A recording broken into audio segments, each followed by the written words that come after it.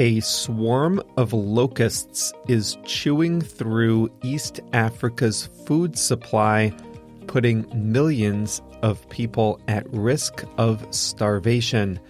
Hi there, welcome back to Plain English. I'm Jeff. JR is the producer, and you are listening to episode 241, so you know what that means.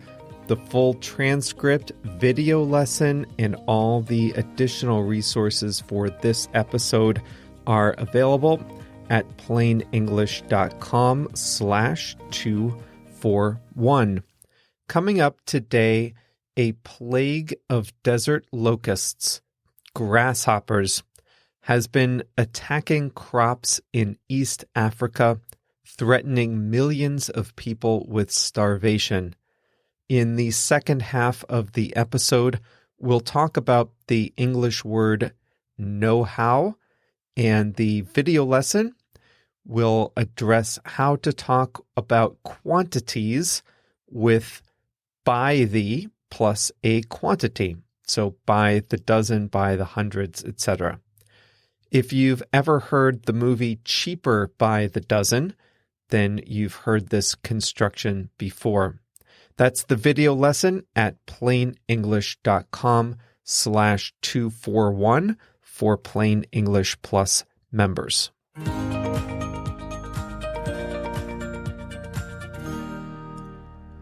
An infestation of desert locusts is chewing through East Africa's farmland, raising serious concerns about the food supply in several nations. About 20 million people are now facing severe food insecurity and are at risk of malnutrition or even starvation. The cause? The desert locust, a yellow-looking grasshopper. The locusts don't travel by the hundreds, by the thousands, or even by the millions. They travel by the billions. A swarm of approximately 192 billion locusts, covering a land area 3 times the size of New York City, attacked the farmland in northeast Kenya. A swarm that large can eat as much food in a day as do tens of millions of people. East Africa cannot afford to lose that much food.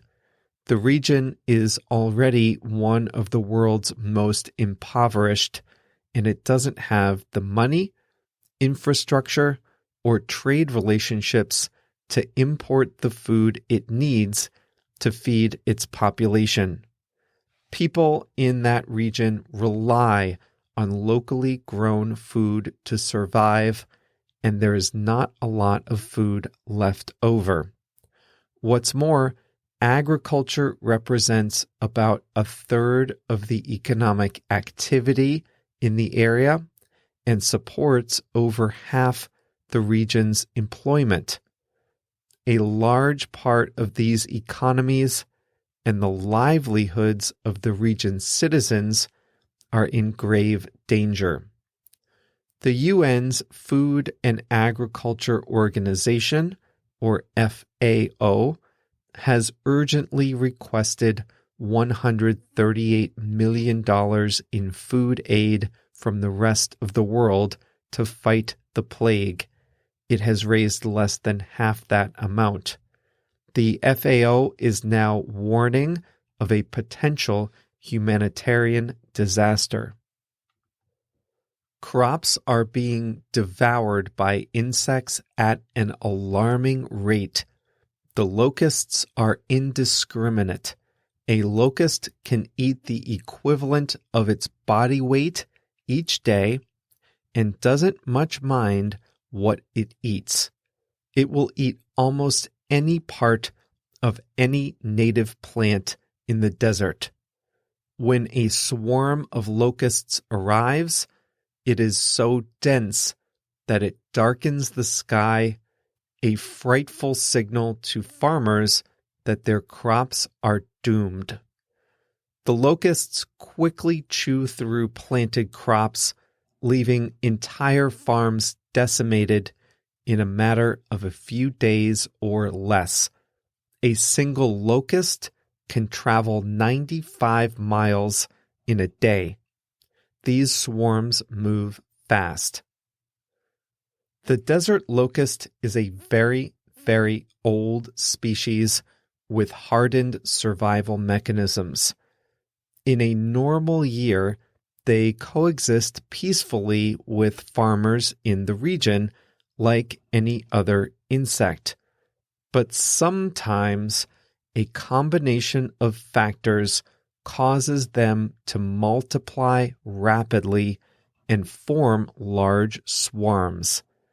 It is a rare type of species that can be both solitary and gregarious.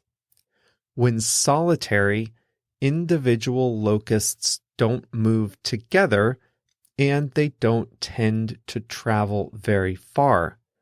Locusts are in this phase in most years. However, when breeding conditions are such that the population density increases, when there are many locusts in the same area, they switch to their gregarious phase. When there are many locusts packed tightly, their legs touch each other, and that triggers a metabolic response with several effects. One is that they start to act as a pack. Another effect is that they give off hormones that cause them to multiply even faster. The cascade effect creates huge swarms of billions of locusts, all moving together, all voraciously competing for food. Locust swarms are an age-old phenomenon. They are described in the Bible and the Quran. The right combination of rain and humidity can trigger the formation of a locust plague, and a plague can last several years. This one started 2 years ago when cyclones dumped rain on the deserts of Oman, Yemen, and Somalia. Modern technology can help contain the locusts, primarily through aerial spraying. The knowledge to contain a locust swarm exists, but that's only half the battle. Putting that knowledge into practice is another story entirely. The main challenge is that the governments in this area are both poor and unstable. Authorities in Somalia cannot spray the whole country out of fear that insurgents will shoot down the planes. Countries in the region formed an organization in 1962 to prepare for and fight locust plagues. But many of the countries haven't paid dues into the organization, which now finds itself unprepared to deal with the crisis. Kenya, with one of Africa's largest populations, has only deployed 8 aircraft. Uganda is seriously lacking in the planes, organization, and know-how required to spray effectively.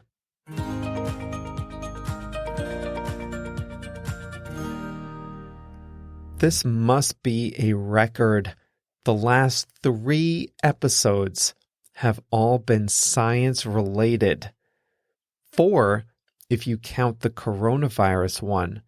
That is really out of my comfort zone, and I've got another biology-related one in the back of my mind. I might have to postpone that one just a bit for variety's sake. If you're a science geek, though, and you want to know when the science episodes are available, the best way to do that is to be on our email list so you get an announcement every time we post a new episode.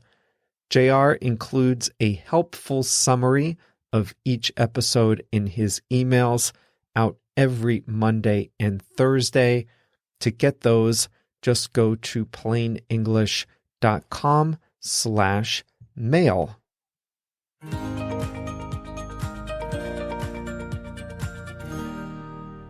Today's expression is a little unique combination of words in English. The expression is know-how, and we write it as two words with a hyphen in between. Know-how. Know-how. And it refers to knowledge, yes, but a special kind of knowledge. Know-how is the practical knowledge of how to do something useful, hence, know how. I emphasize practical knowledge to do something useful. It takes skill to paint a beautiful painting, but that's not know-how. That's talent or skill. But knowing how to paint a room with painter's tape so you don't accidentally get any paint on the ceilings, that's know-how. You heard it in context toward the end of the first half of this episode.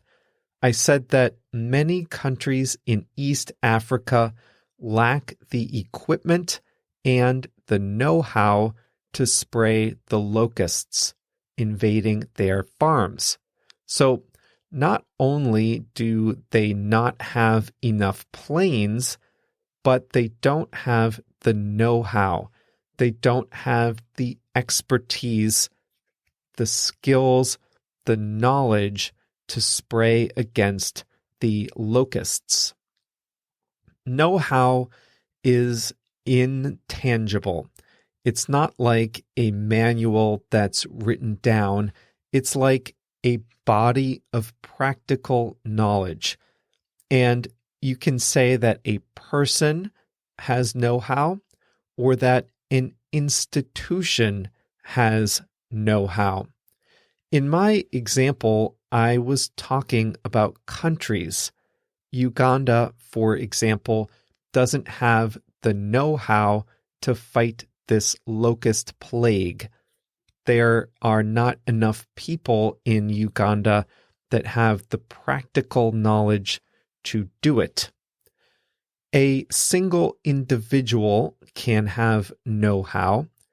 Many of you are probably good around the house. You can fix things when they break. I, on the other hand, lack the know-how to fix anything in my house. Now, that's not true. I have the know-how to repair small things. For example, this morning I discovered that the little chain that connects the rubber stopper to the handle on my toilet had come undone. I had the know-how to open the tank and fix that little chain.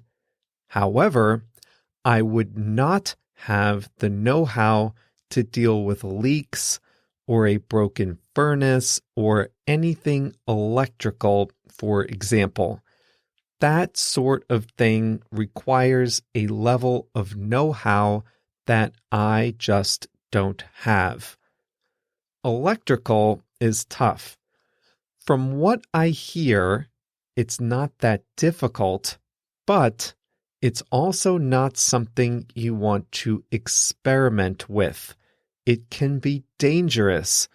If you have an electrical project, you really want to be working with someone who has the know-how to deal with electricity. So now you can see that know-how can represent the body of knowledge that just one person, like an electrician, might have, or it can represent the body of knowledge that a group of people or an institution has built up. Let's take a few more examples. It's common these days for big technology companies to buy smaller ones. Google bought YouTube, Facebook bought WhatsApp and Instagram. These are examples where the buying company wanted to integrate another company or another product into its own. That's why Instagram and Facebook are so integrated. Other times, however, the buying company just wants to buy the code or, increasingly, the know-how of the employees. Two of my favorite productivity apps on my phone were Sunrise, a calendar, and Wunderlist, a list-making app. Microsoft bought both of them, and they shut those old apps down. Why would Microsoft buy app companies and shut the apps down? Because what they were really buying was the know-how of the employees. As a buyer, Microsoft would get the code behind the apps, sure, but what they really got was all the institutional knowledge built up by these app companies about what features users want and how to deliver. More than anything, Microsoft wanted the know-how so they could improve their own calendar and list-making apps. The song JR has selected for today is My Lover by Bird Talker. It's kind of a slower song, easier to understand, kind of mellow. The singer says that it, quote, speaks to the importance of taking a step back, widening the lens, and taking a moment to look each other in the eyes and remember that we're all we've got. The song, once again, is My Lover by Bird Talker. That's all for today's episode. I miss Sunrise, the only calendar app I really liked using, and Microsoft shut it down. I haven't replaced it either. For whatever reason, I don't really like Google's calendar. I use Outlook for work, and I'd like to keep personal things and plain English things separate from my work items. I'm still looking for a good replacement to Sunrise someday. Before we close, I wanted to let you know how to get the video lessons for each episode.